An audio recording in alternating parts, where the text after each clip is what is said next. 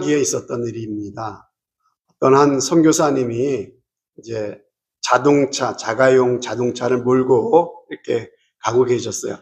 당시 한국 사회에 자동차가 흔치 않았던 시대였겠죠. 그런데 운전하며 선교사를 가다 보니까 어떤 나이 지극히 드신 할머니가 큰 짐을 머리에 지고 힘들게 걸어가고 있었습니다.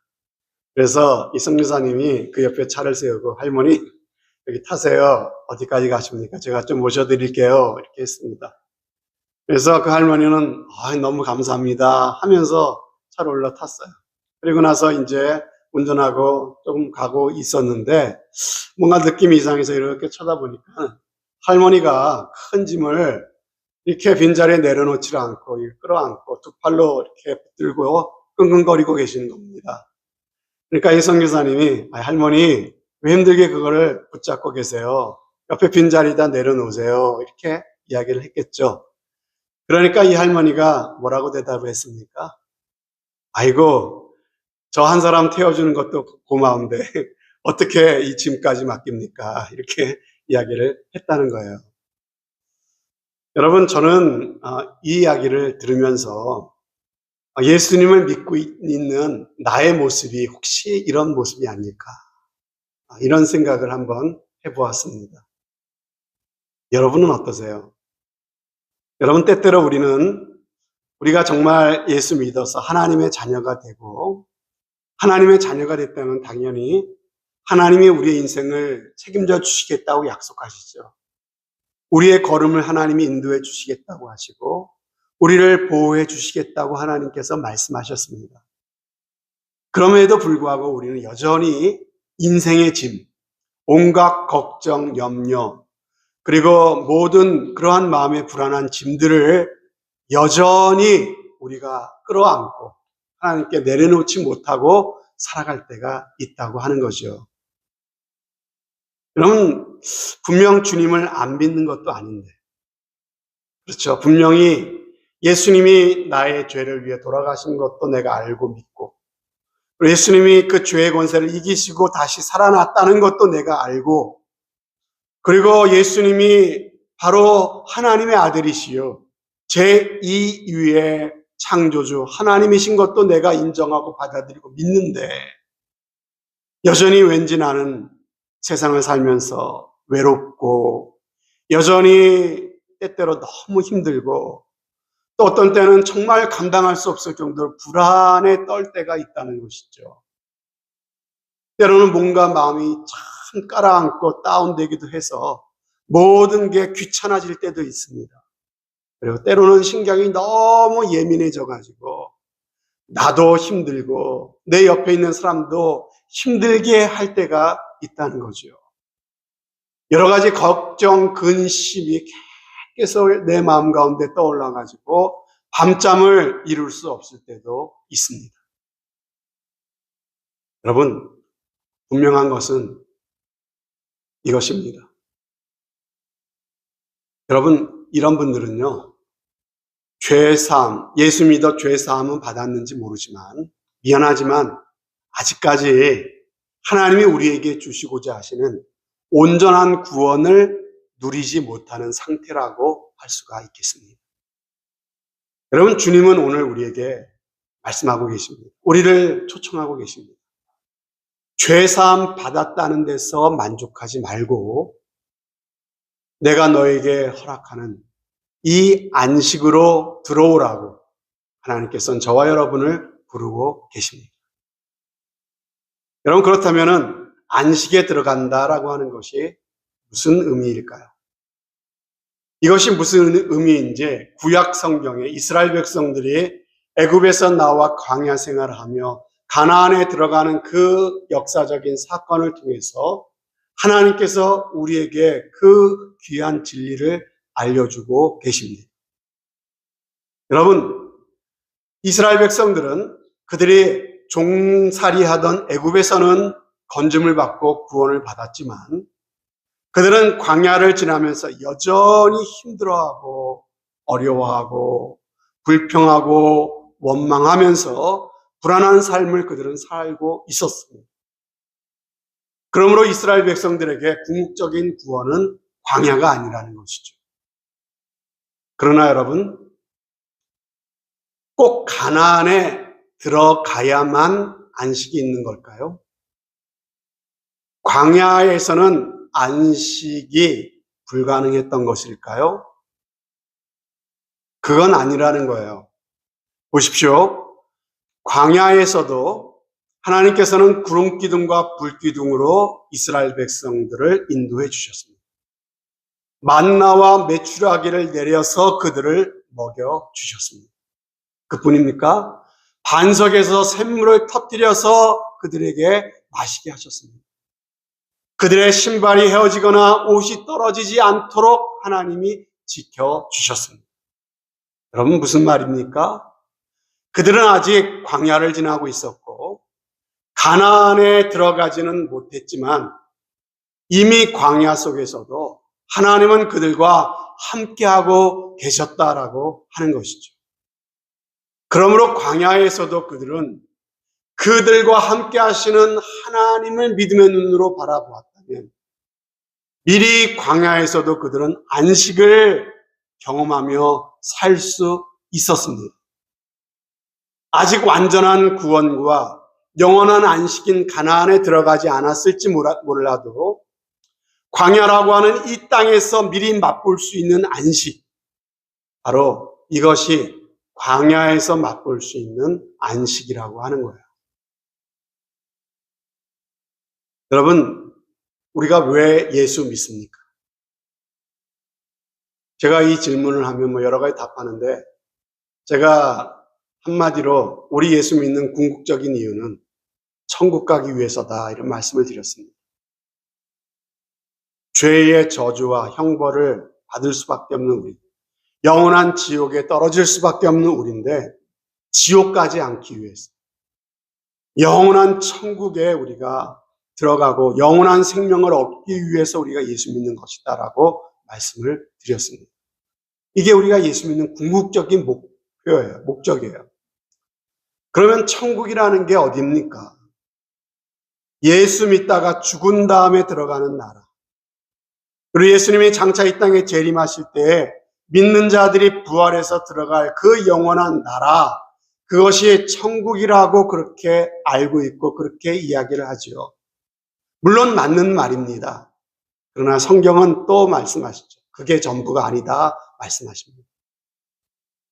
우리 주님이 이 땅에 오셔서 처음으로 하셨던 말씀이 뭡니까?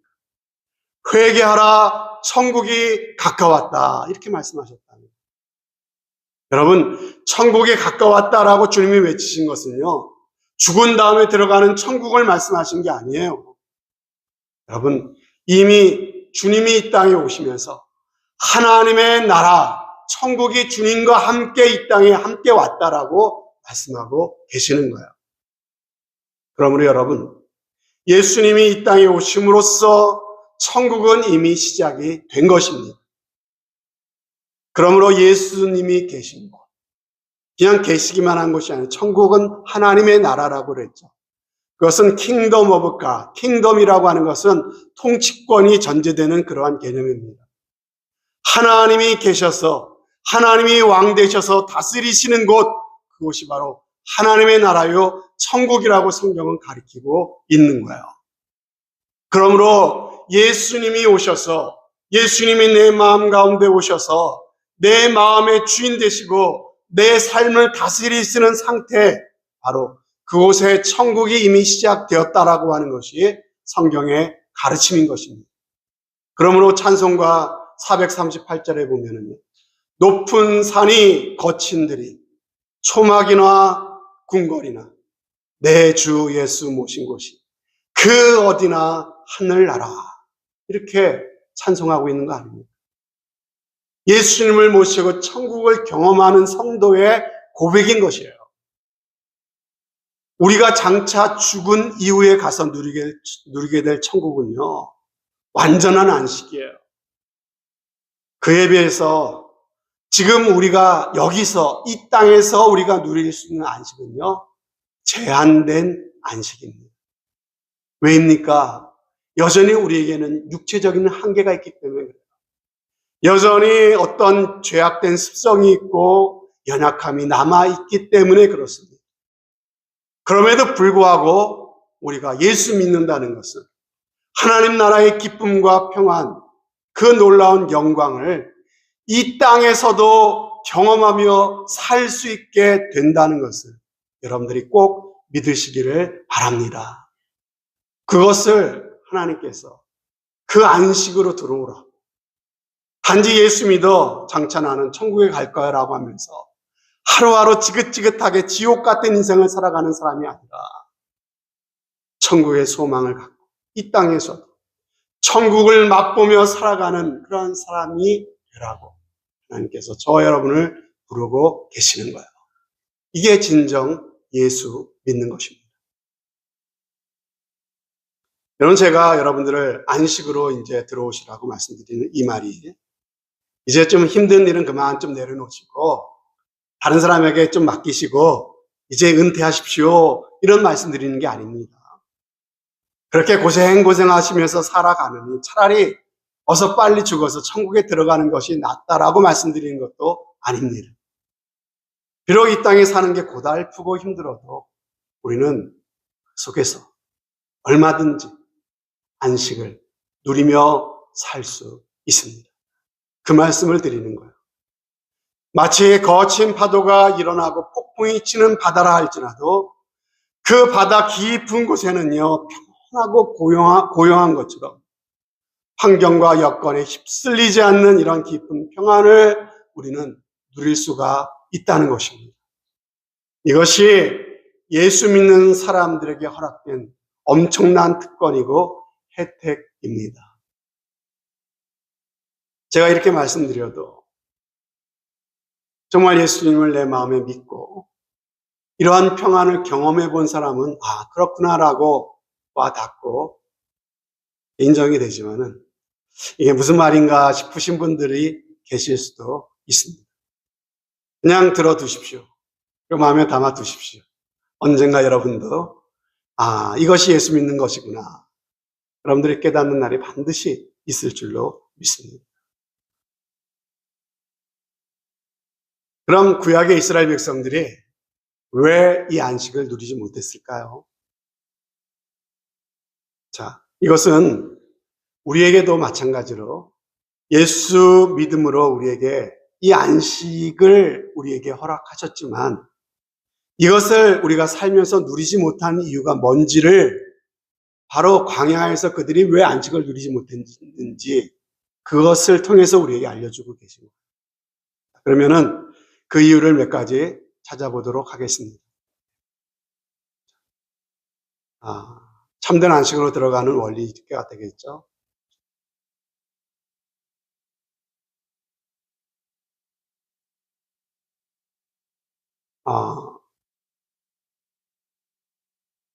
첫 번째로 그들이 안식을 누리지 못했던 이유는 불신 때문이었습니다. 불신.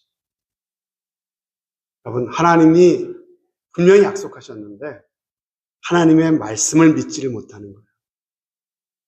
하나님이 우리와 함께 하심을 신뢰하지를 못하는 것입니다. 당장 눈에 보이는 것 때문에. 여러분, 믿지 못하고 신뢰하지 못하니까 어떻게 됩니까? 홍해가 앞에 가로막고 있으면 두려운 거예요. 당장에 먹을 음식이 보이지 않으면요, 불안한 겁니다. 추격해오는 적군 앞에서 그들은 무서워 떨 수밖에 없는 거예요. 왜요? 하나님이 믿어지지 않아요. 하나님을 신뢰하지 않으니까. 여러분, 믿지 못하면 구원받은 자녀라도 별 수 없습니다. 늘 세상에 살면서 근심은 근심대로 하고 또 두려워하고 원망하며 살 수밖에 없는 거예요. 왜 이 땅에 살면서 안식이 없는가? 왜 평안을 누리지 못하는가? 믿음이 없어서 그런 거예요. 자, 두 번째로 왜 그들이 안식을 누리지 못했는가? 불순종 때문입니다. 그들은 끊임없이 하나님을 배반했습니다. 틈만 나면 우상을 만들고 우상을 섬겼습니다. 그 결과가 뭐예요? 그들은 안식을 맛보지 못하고 결국 가나안에 들어가지 못하고 만 것이지요. 여러분, 불순종하는 인생에게는 참다운 평안과 안식이 있을 수 없습니다. 일전에 제가 교회에서 10대 여학생과 대화하는 과정 속에서 이 여학생이 저한테 이런 질문을 한 적이 있습니다. 목사님은 혼전 순결에 대해서 어떻게 생각하세요? 이렇게 저한테 물어봤습니다. 그래서 제가 뭐라고 말했겠습니까? 크리스찬이라면 당연히 혼전 순결을 지켜야 된다고 목사님은 생각해. 성경에서 성은 결혼 관계 안에서만 허락한 것이거든. 이렇게 이야기를 했어요. 그러자 이 학생이 또 물었습니다. 목사님, 하지만 내가 그 남자를 너무 좋아하고 내가 허락하지 않으면 그 남자가 나를 떠날 것 같으면 어떻게 하죠? 이렇게 물었습니다. 그래서 제가 잠시 생각한 후에 이렇게 이야기를 했습니다. 내가 좋아하는 남자가 나를 떠날까봐 내가 내 몸을 허락한다면 그 다음은 어떻게 될까? 내가 하나님의 말씀은 버리고 내 방식대로 그 남자의 마음을 붙잡아 놓으려고 한 거니까 그 관계를 유지하려면 어떻게든 내가 계속해서 그렇게 노력해야 되고 그때부터 내가 모든 걸 책임져야 되는 거겠지. 그러니 그런 관계가 얼마나 힘들고 어려울까. 하지만 우리 크리스찬은 처음엔 힘들어도 일단 하나님의 말씀대로 한번 해보는 거야. 안 되는 건 안 된다고 하는 것이. 그래서 만약에 그렇게 해서 그 남자가 나를 떠난다면 그 남자는 하나님이 내게 허락한 사람이 아닌 거야. 그리고 나는 하나님의 뜻대로 했으니까 내 마음에 확신을 가질 수 있는 거지. 하나님께서 반드시 나에게 더 좋은 사람을 만나게 해 주실 거라고 하는 확신 말이야. 내가 안절부절하면서 남자의 마음 붙잡아 두려고 내가 노력하는 게 아니라 하나님께 맡기고 하나님께서 책임져 주실 것을 믿는 삶, 그것이 우리 크리스찬의 삶이 아니겠니? 제가 이런 취지로 대답을 해줬습니다. 여러분, 혼절 순결뿐만 아니라 모든 것에 다 적용되는 얘기 아니겠습니까? 내가 내 양심을 저버리고 하나님의 말씀을 어기는 줄 알면서도 당장 내 눈앞에 보이는 욕심, 내 유익, 내 욕망을 쫓으며 살아가는 삶, 그런 삶에 안식이 있을까요? 그렇게 하나님 없이 오직 내 힘으로, 내 방식, 내 계산으로 살면요, 사는 게 힘겨울 수밖에 없죠. 왜요? 내가 책임져야 되니까. 하나님이 함께 하시고 하나님이 지켜주신다는 확신을 가질 수가 없으니까요, 늘 불안할 수밖에 없는 겁니다. 하지만 사도 바울을 한번 생각해 보십시다. 이 바울은 다른 죄수들과 함께 알렉산드리아라고 하는 배를 타고 죄수의 신분으로 로마로 지금 압송되고 있었습니다. 그러다가 큰 풍랑을 만나지 않았습니까? 그래서 배가 이렇게 깨어질 위기가 되고 좌초되고 침몰할 위기에 처했습니다. 모든 사람들이 난리를 치고 아우성을 치고 두려워하고 있는 오직 한 사람, 이 바울은요, 평안합니다. 그리고 두려움에 떨던 사람들 앞에 서서 담대하게 외칩니다. 여러분 안심하십시오. 두려워하지 마십시오. 우리가 어떤 어려움을 당할지라도 결코 망하지 않을 것입니다. 이 풍랑 때문에 우리 중에 한 사람이라도 생명을 잃지 않을 것입니다. 이렇게 말했다는 거예요. 여러분, 그가 이렇게 담대할 수 있어요. 평안할 수 있었던 비결이 뭡니까? 물론 하나님이 주셨던 약속도 있지만 내가 여기까지 온 것이 내 선택으로, 내 판단으로, 내가 원해서 온 게 아니에요. 하나님이 말씀하시면 그 말씀을 따라서 하나님의 인도하심에 내가 순종해서 온 거라는 거예요. 내가 하나님이 뜻하신 대로 하나님의 이끄심을 따라왔기 때문에 반드시 하나님이 책임져 주신다고 하는 그 마음의 담대함이 바울 가운데 있었던 것입니다. 하나님이 나를 이렇게 죽게 내버려 두시자. 나를 여기까지 인도하신 하나님의 뜻이 이루어지기 전에는 결코 나는 망하지 않아. 반드시 하나님 나를 지켜주시고 하나님의 약속을 이루어 주실 거라고 하는 확신이 그 마음 가운데 있었던 것이죠. 자, 그렇다면은 여러분, 어떻게 하면 우리가 이 땅에서도 이런 안식을 누리고 평안을 누리며 살 수 있을까요? 자, 네 가지 원리를 말씀을 드리도록 하겠습니다. 첫 번째는 알아야 합니다. 뭘 알아야 할까요? 하나님께서 나를 위해 이루어놓으신 일, 그걸 알아야 돼요. 하나님이 나를 위해 이루어놓으신 일, 가장 하나님이 하신 일의 최고봉은 누굽니까? 예수님을 보내주시고 그분을 십자가에 죽게 하시고 죽은 가운데서 다시 일으켜 살려내신 거 아니겠습니까? 여러분, 주님이 이루신 일, 예수 그리스도를 통해 하신 그것을 무엇이라고 말합니까? 복음이라고 말하죠. 복음. 복음을 알아야 합니다. 여러분, 복음을 바로 알 때 우리는 참된 안식과 평안으로 들어갈 수가 있습니다. 여러분, 예수님이 나를 위해 이루어놓으신 그 일을 알아야 돼요. 우리 그리스도인의 평안은 거기서 시작됩니다. 예수님께서도 말씀하셨어요. 진리를 알지니 진리가 너희를 자유케 하리라. 진리 대신 예수님을 참으로 아는 사람이 진정한 안식과 자유 가운데 들어갈 수가 있습니다. 2차 세계대전이 끝나고 나서 필리핀 숲속에서 일본의 패잔병들이 필리핀 그 작은 섬들의 밀림 속으로 많이 숨어 들어갔다 그러죠. 자, 그들 중에 일부는 많은 이제 패잔병들이 전쟁이 끝나고 나서 이제 나와서 고국으로 돌아갔죠. 근데 그 중에 일부는요, 전쟁이 끝났는데도 불구하고 계속 그 깊은 정글 속에서 숨어 살았습니다. 여러분, 그 속에 사는 것이 힘들었을까요? 좋았을까요? 너무 힘들었어요. 하루하루가 생존의 싸움이었습니다. 독한 그 밀림 환경 속에서 모기와 벌레와 싸움, 먹을 것이 없어서 쥐새끼나 개구리나 뱀 같은 걸 잡아서 염령하는 비참한 세월을 보냈습니다. 아니, 고국으로 돌아가면 되지 왜 안 돌아갑니까? 그들은 전쟁이 끝났다는 사실을 몰랐어요.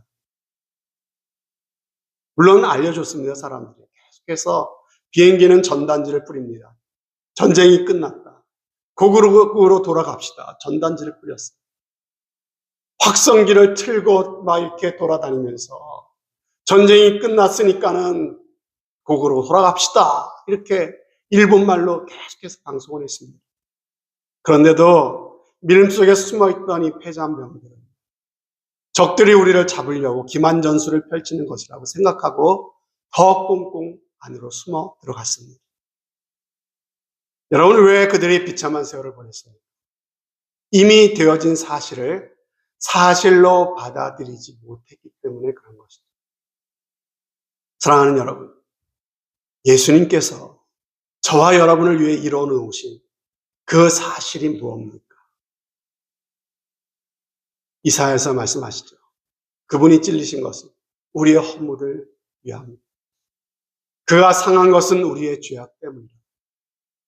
그분이 징계를 받음으로 우리가 평안을 누리게 되고 그분이 채찍에 맞음으로 우리가 나음을 얻게 되었다고 말씀하십니다. 예수님께서 우리의 모든 죄와 허물을 대신 십자가의 형벌을 대신 당해주셨다는 거예요. 그리고 저와 여러분들이 구원받고 영생을 얻기 위해 필요한 모든 것들을 그분이 대신 십자가의 죽으심으로 모든 것을 다 이루어 놓으시고 준비해 놓으시고 우리에게 참된 안식에 들어갈 수 있는 길을 활짝 열어 놓으셨다는 것입니다. 이 진리를 아는 사람, 주님이 이루신 이것을 분명히 아는 인생이 안식을 얻을 수가 있습니다. 여러분, 세상의 모든 지식은요, 알면 좋지만 몰라도 됩니다.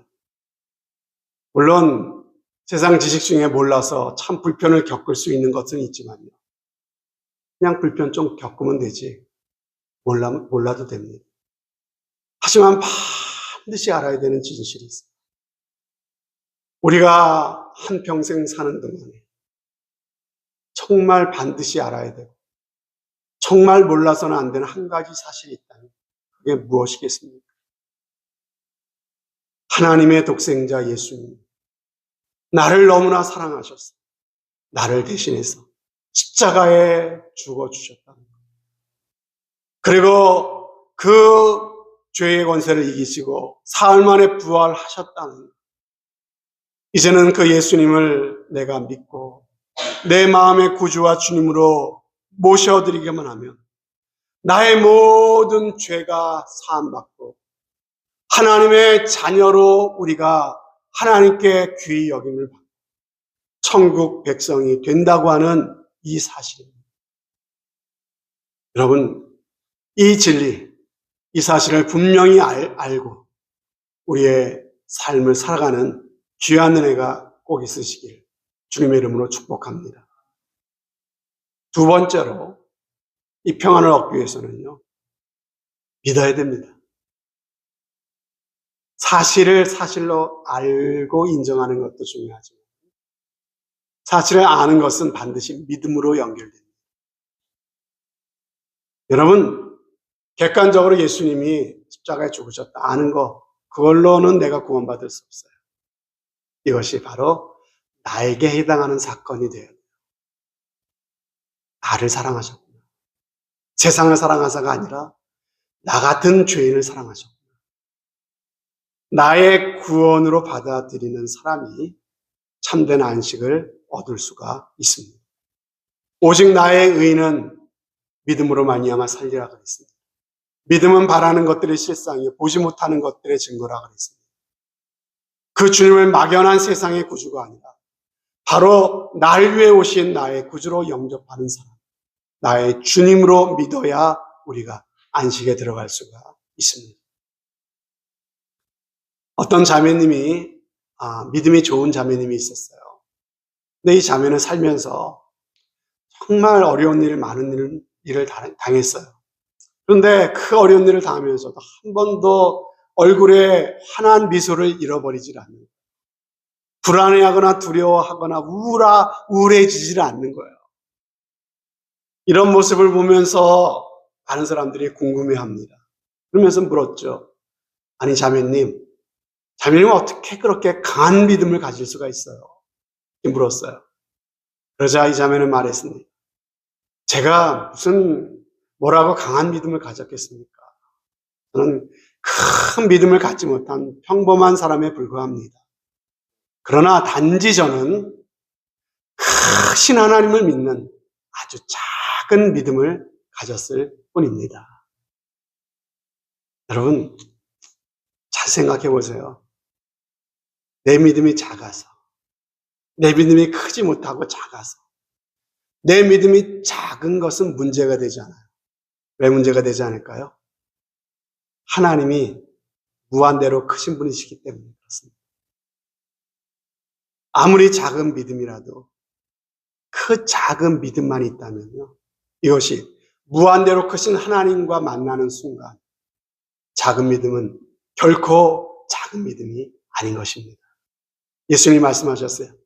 겨자씨 한 알만한 믿음이 있어 라고 말씀하셨죠. 예수님께서.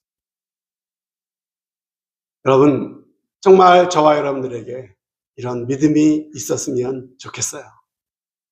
내 마음에 의심이 일어나도 괜찮아요. 오락가락해도 괜찮아요. 그러나 주님을 향한 겨자씨만한 믿음이라도 갖고 주님을 바라볼 수 있는 저와 여러분이 꼭 될 수 있기를 바랍니다. 그리고 세 번째로요, 순종해야 됩니다. 하나님 말씀을 따라야 합니다. 여러분, 명성교회 그 원로 목사님이 되신 김상한 목사님 아시죠? 그분이 자주 하시던 말씀 중에 머슴론이라고 하는 그런 이야기가 있었어요. 자, 머슴론이 뭐냐면요. 머슴처럼 살아야 된다는 거예요, 예수 믿는 사람들. 그러면은 거기에 참 행복과 참 안식이 있다고 하는 그러한 이야기입니다. 여러분, 머슴은요, 주인이 시키는 대로 합니다. 그래서 돌쇠야, 저기 동쪽 밭에 있는 밭에 가서 오늘은 그 밭을 갈아라. 그러면 어떻게 합니까? 그날은 그 동쪽 밭에 가서 밭 가는 날이에요. 여러분, 그러면 일하는 동안에는요, 밥 먹을 시간이 되면은 주인이 꼬박꼬박 음식을 챙겨 보내주는 겁니다. 일을 마치면 수고했다가 용돈도 줍니다. 옷이 헤어지면 갈아입을 옷도 주는 거죠. 그러니까 머슴은요, 먹을 걱정, 입을 걱정할 필요가 없는 거예요. 흉년이 들었다고 걱정할 필요가 있습니까? 가물었다고 병충해가 왔다고 고민할 필요가 있습니까? 아무 걱정할 필요가 없어요. 그건 다 주인이 알아서 할 일이에요. 머슴은 그냥 주인이 시키는 것만 하면 됩니다. 그러면 주인이 모든 것을 다 책임을 져주는 거예요. 여러분, 이처럼 하나님을 주인 삼고 살아가는 삶이 행복한 삶이고 참된 안식이 있는 삶이라고 하는 것이 바로 머슴론입니다. 여러분, 성경이 말하는 불순종의 삶이 뭡니까? 바로 내가 내 인생의 주인 노릇하는 거예요. 주인이 계신데 하나님을 내 마음에 제외해버리고 하나님 없이 내가 내 인생에 하나님 노릇하며 사는 것이 바로 죄라고 성경은 말씀했어요. 그렇게 내 뜻대로 내 멋대로 살면 좋을 것 같아요. 자유할 것 같아요. 그러나 실상은 그렇지 않다고 하는 것이 성경이 우리에게 분명하게 알려주는 메시지예요. 그렇게 살면 우리는 죄의 종노릇하며 살게 된다. 육신의 종노릇하며 살게 된다라고 말씀하셔요. 그렇게 살아서는 안식을 얻을 수가 없죠. 매사가 복잡해집니다. 피곤합니다. 불안합니다. 두렵습니다. 안절부절하게 되는 거예요. 왜요? 내가 내 인생의 주인 노릇하려니까 책임을 져야 되거든. 책임질 능력이 나에게는 없어요. 그러니까 늘 불안하고 안절부절하게 되는 겁니다. 사랑하는 성도 여러분, 이 말이 여러분들에게 얼마나 와 닿을지 저는 모르겠습니다. 정말 그렇구나. 이런 마음에 정말 와 닿았으면 좋겠어요. 왜요? 제가 너무나 경험하고 살고 있기 때문에 그렇습니다. 여러분, 우리의 몸에 힘을 좀 빼고 살아도 괜찮아요. 힘드시잖아요. 몸에 힘을 좀 빼고 살아보세요.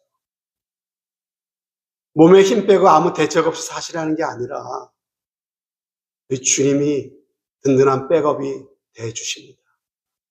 내 힘의 몸을 빼고 주님께 기대세요. 주님이 도와주시고 책임져 주십니다. 저도 분명히 알고 있는데 살다 보면 왜 자꾸만 제 몸에 힘이 들어가는지 모르겠어요. 저도 한 가정의 가장으로서 책임감이 있어요. 그래서 이게 어떨 때는 참 몸에 힘이 들어가요. 몸에 힘이 들어가면 좋을 것 같고 가정이 잘 될 것 같은데 안 돼요. 제가 조금 힘을 주면은 아이들이 상처를 받고요. 가정이 힘들어져요. 네, 다 내려놓고 주님이 가정의 주인이십니다. 저는 그냥 종입니다. 주님이 원하시는 대로 하세요. 주님께 맡기면요. 제 말이 부드러워지고 제 마음이 너그러워지는 것을 경험하게 됩니다. 여러분, 또 살다 보면요. 제가 이 유마하님교회 담임 목사라고 하는 게 왜 이렇게 저한테 힘이 든지 모르겠어요.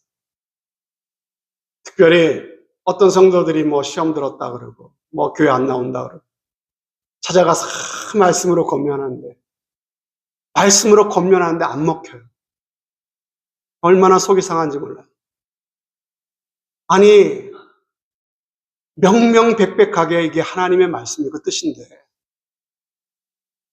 이거를 하는, 받아들이지 못하겠다고 한다면 내가 뭐 한 건가 싶은 게 자괴감이 들고 이런 목회 계속해야 되나 이런 생각이 들 때도 있어요. 그런데 여기 엎드려서 기도하고 있다 보면은요, 또 제가 깨닫는 거죠. 제가 또 몸에 힘이 들어갔군요. 하나님, 제가 주제 넘었습니다. 저는 그냥 종인데 교회의 주인은 하나님이시고, 내가 그 영혼 생각하는 것보다 하나님 그 영혼 더 아끼시는데 마음대로 하세요. 하나님 뜻대로 하세요. 저는 그냥 하나님 하라는 대로만 할게요. 책임은 하나님 주시고요. 저는 몰라요. 죽일 때도 밥이 돼도. 하나님 하라는 대로만 할게요. 하나님 책임져 주세요. 이렇게 하고 나면요, 정말 내 마음이 얼마나 자유로워지고요, 평안해지는지 모릅니다. 하나님께서는 그걸 원하시는 것 같아요. 여러분들은 제가 어떤 목사가 되길 원하세요? 제가 몸에 힘을 꽉 주고 막 여러분들에게 다그치고 어떻게든 막 교회를 끌고 가려고 하는 사람이 되길 원하세요? 하나님께 완전히 맡기고 하나님 뜻에 따라서 교회를 이끌어 가려고 하는 목사가 되길 원하십니까? 여러분의 인생에도 참으로 하나님이 원하시는 그러한 사람이 꼭 되시기를 바랍니다. 내가 책임지지 않아도 괜찮아요. 하나님이 책임져 주십니다. 하나님께 맡기세요. 하나님께서 반드시 여러분들을 도와주실 줄로 믿습니다. 믿음으로 자유함과 안식을 누리시는 여러분들이 되었으면 좋겠습니다. 그럼 마지막으로 맡겨야 됩니다. 맡겨. 제가 이미 말씀을 드렸죠. 알고, 믿고, 따르고, 그리고 맡겨야 합니다. 여러분, 맡기세요. 그게 하나님을 의지하는 것입니다. 하나님은 우리의 피난처십니다. 우리의 피할 바위십니다. 우리의 방패이십니다. 우리의 도움이십니다. 시편 55편에 말씀하시죠. 내 짐을 여호와께 맡겨버리라. 너를 붙드시고 의인의 유동함을 영영히 허락지 아니하시리로다. 하나님께 맡겨버리면 하나님이 책임져 주세요. 여러분 이런 얘기 많이 들으셨잖아요. 한국식 사우나 목욕탕에 가면은 락커에 딱 붙여져 있는 글귀 있지 않습니까? 귀중품은 카운터에, 맡기지 않은 물품은 책임지지 않습니다. 마찬가지예요. 맡기지 않고 여전히 내가 끌어안고 걱정하고 염려하고 있는 문제들은 하나님이 책임져 주지 않아요. 하나님께 맡긴 거 하나님이 책임져 주실 줄로 믿습니다. 사랑하는 여러분, 말씀을 맺습니다. 우리가 믿고 의지하는 주님은 어떤 분이세요? 거센 풍랑 가운데 배 고물에 누워서 편히 잠을 주무셨던 분이십니다. 아니 나는 수면제를 몇 알씩 먹어도 밤에 잠이 잘 안 오는데 어떻게 주님은 저 비바람이 몰아치는 저 격한 풍랑 속에서 어떻게 곤히 잠이 드실 수 있었을까? 그런 생각 안 드세요? 예수님 안에 깊은 안식이 있기 때문입니다. 너무너무 감사하게도 우리 주님은 이 안식과 평안을 우리에게 주기를 원하십니다. 그래서 우리를 부르시죠. 수고하고 무거운 짐진 자들아 다 내게로 오라. 내가 너희를 쉬게 하리라. 이 안식을 얻기 위해 어떻게 해야 돼요? 알아야 합니다. 믿어야 합니다. 따라야 합니다. 맡겨야 합니다. 비록 우리가 사는 세상이 바람잘 날 없죠. 앞으로 살 세상도 그럴 거예요. 여전히 걱정, 근심과 계속해서 우리 가운데 있을 것입니다. 그러나 그때마다 오늘 말씀이 기억나시고 여러분의 삶에 적용되어지는 귀한 은혜가 있으시기를 바랍니다. 안식의 주인 되신 예수님을 알고 그분을 영접하여 믿을 뿐만 아니라 그 예수님을 주인 삼고 그분의 뜻에 따르며 그분께 모든 무거운 짐을 맡기심으로 말미암아 우리의 남은 삶이 정말 안식을 누리는 평안한 삶이 꼭 되실 수 있기를 주님의 이름으로 축원드립니다. 아멘. 하나님 아버지,